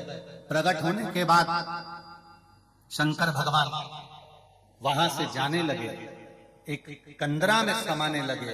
तब पूंछ पकड़कर भीम ने शिव जी को खींचना चाहा। शंकर भगवान का ये शीश वहां भीतर के भीतर रहकर टूट कर दूसरी जगह चले गया। शंकर जी का जो नंदी का भाग था पीठ और ऊपर का भाग वो वहीं की वहीं रह गया। तब अर्जुन ने आवाज लगाकर कहा, मेरे कृष्ण की आन है शिव जी, आप आओ तो शरीर। उस स्थान पर केदारेश्वर महादेव प्रकट हो गए। भगवान शिव प्रकट। भगवान शंकर ने कहा, मैं पशु बनकर छुपाऊं और तुमने मुझे प्रकट कराया, तुमने मेरी प्राकट्यता करी है। आज मेरा दर्शन तुमको हुआ है। इतने दिन तक तुम धारण कर कर बेलपत्र चढ़ाते थे, दीप लगाते थे, मेरी आराधना करते थे। यही व्रत का फल, इसी पशुपति व्रत का दर्शन किया। इसलिए तुम जाओ, तुम्हारे लिए वैकुंठ के मार्ग खुले हुए हैं।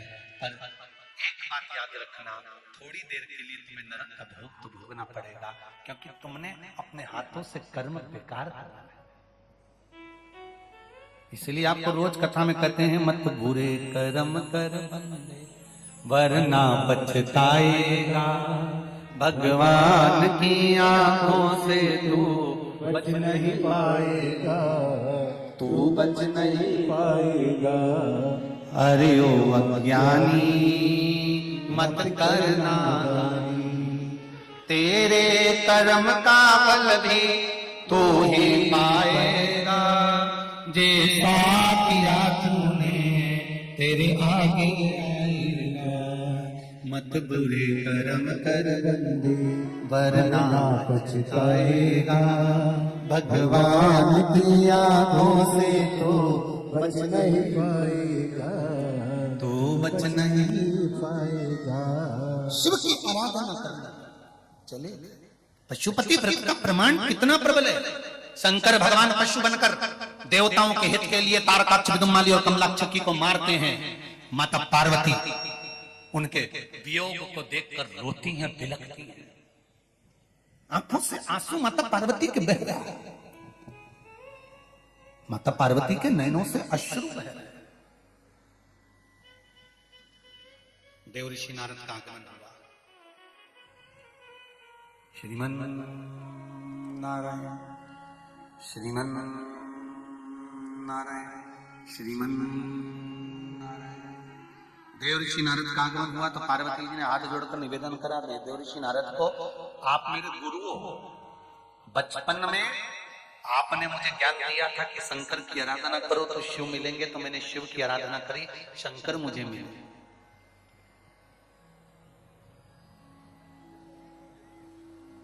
ना जाने कितने सोमवार के व्रत करे तब पार्वती जी को शंकर जी मिले।